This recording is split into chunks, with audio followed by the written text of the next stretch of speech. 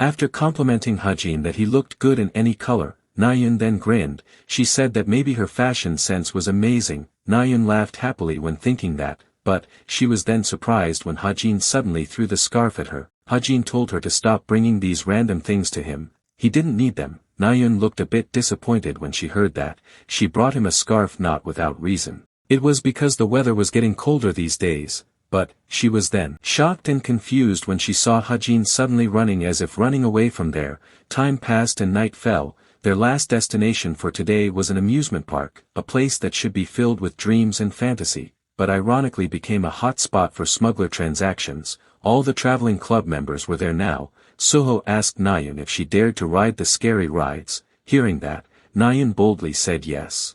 Hajin quietly observed the interaction between the two of them while thinking about the upcoming events. According to the original story, the deal will go south, the smugglers will cause a scene, and while the protagonists were taking care of the chaos, Jin Sayek would approach Kim Soho. While they were thinking about what attraction they would ride, Nayun then looked at her smartwatch. Yona sent her a message earlier saying that she would arrive soon. Shortly after that, she then saw a car that stopped not far from there. It was Yona's car.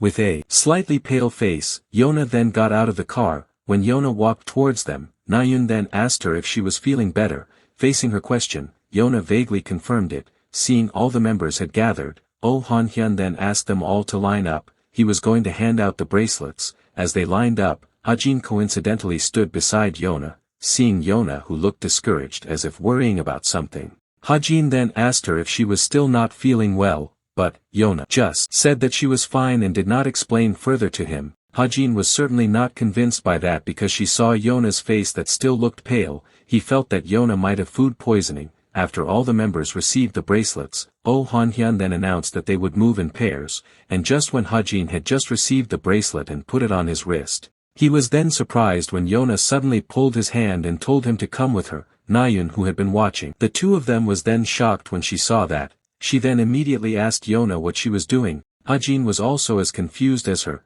He was confused why Yona suddenly became like this. She looked very serious. He wondered if there was something she wanted to talk to him in private. After walking for a while, Yona then invited him to get on the Ferris wheel. The Ferris wheel continued to spin along with the silence that surrounded the two of them. They just sat there facing each other without saying a word. This made Hajin a bit confused as to what Yona wanted to do. They had already spent time around the amusement park, and she hadn't said a word to him. She just kept looking at him, sighing again and again, and suddenly she invited him to ride the Ferris wheel. Hajin looked confused when he heard her invitation at that moment. Hajin realized that she brought him here not for a date, so, he then asked her, "What is this about?" His question immediately woke Yona, who had been silent. Hajin continued to ask, "Did the production of the bullet he asked for encountered some issues?" Yona replied no, that should still be done by next month, but, she then hesitantly asked him about the leaves he gave her that time. Hearing that, Hajin said that it was not an ordinary leaf,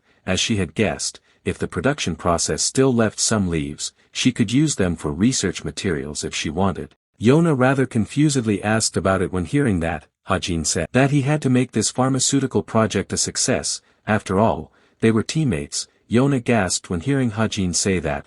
Her body suddenly trembled and sweat dripped from her face. Those words seemed to remind her of her father's journal that she had read, but, after Hajin thought about it for a moment, he then realized that he was more like an investor in the pharmaceutical business she built. When Hajin was thinking about it, Yona suddenly called him. She said that there was something she wanted to tell him. Hajin could only feel confused seeing her anxious expression. He then confusedly asked her to just say it, but, before Yona could even tell him anything, a sudden shock appeared to hit the Ferris wheel where they were currently. The support pole seemed to have suffered some damage which made the Ferris wheel now stop rotating. Sensing that, Hajin then immediately looked out the window. There, he saw Soho, who was facing a woman. The woman was Jin Sayek. The environment where the two of them were currently looking rather messy, which indicated that the two of them had clashed from a while ago. In a rather dismissive tone, Sayek said to Soho that he was a fairly famous person around here, so it was easy for her to find him in an instant. Jin Sayek's purpose for being here from the beginning seemed to be to find Kim Soho.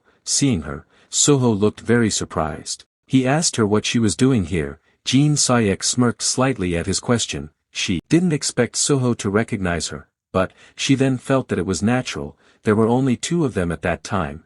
if he didn't recognize her then he would just be an idiot. With a sharp gaze directed at him, Jean Sayek asked him if he was curious how she came to be here. Did he really thought he was the only special one that day in that situation? That's absolutely ridiculous. Suho's face became gloomy when he heard her confirmation, with a somewhat different attitude than usual. Suho then told her to say what her purpose was here. Nayeon was a little surprised when she saw his attitude. This was the first time she had seen Kim Suho this angry. This made her wonder, who is this person? Hearing his question, Jean Sayek said that it was none of his business. More importantly, she asked if he had forgotten how to speak with manners. No matter how much the world changed, he must not forget their past. Hearing that, in a tone mixed with anger, Suho asked her, do you think you have the right to say that, after all this time? Faced with his question, Jean Sayek grinned again. I always have the right. You've become insolent, you lowly thing. I'll teach you a lesson. Hearing the conversation between the two of them, Nayeon then became annoyed at being ignored. She said that she couldn't just stand by and listen to this nonsense.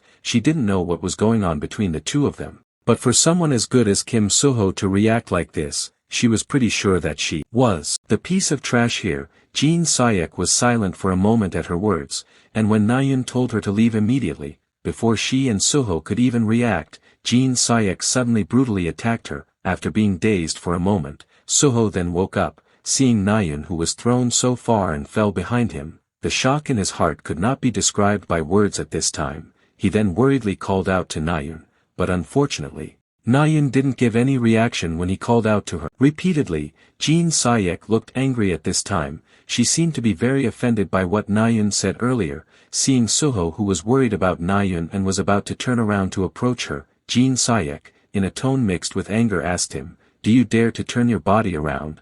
Right after she said that, a pitch-black aura then appeared around her. The aura then solidified which formed into various weapons. Suho's eyes widened in surprise when he saw the scene, with a threatening attitude. Jean Sayek felt that he didn't seem to care about his life, and Hajin who had been watching them was also surprised. He could only curse. He knew that Jean Sayek was very strong, but he didn't expect that she could defeat Nayeon with one hit. This was really something he didn't expect. Realizing that the situation had become bad, Hajin then apologized to Yona and said that they should postpone this conversation first. After saying that, without explaining further to her, Hajin then forcefully broke the door of the Ferris while they were riding, but he was currently at a considerable distance from the ground. It was a headache to get to the bottom, and when Hajin said to Yona that he was going to go down, he was then confused, because Yona suddenly firmly held his hand. With trembling hands, Yona said that she didn't think she could, with tears about to fall from her eyes. She felt that she wouldn't be able to say it if it was later.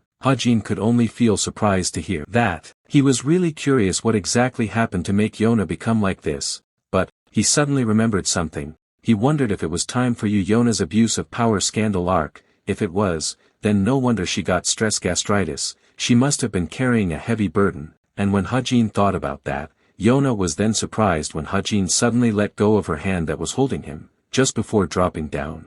Hajin then told her that she didn't need to say it then. Yona could no longer stem her tears when she heard that. She then immediately ran forward and tried to reach Hajin, but unfortunately he couldn't reach him. Hajin still continued to look at her while smiling faintly. Hajin inwardly thought that it was okay, even if Yona didn't say it, he would still help her, so whatever it was that made her worry, it'll be fine in the end. Yona could only cry loudly inside the Ferris wheel while watching Hajin who was free-falling in the air.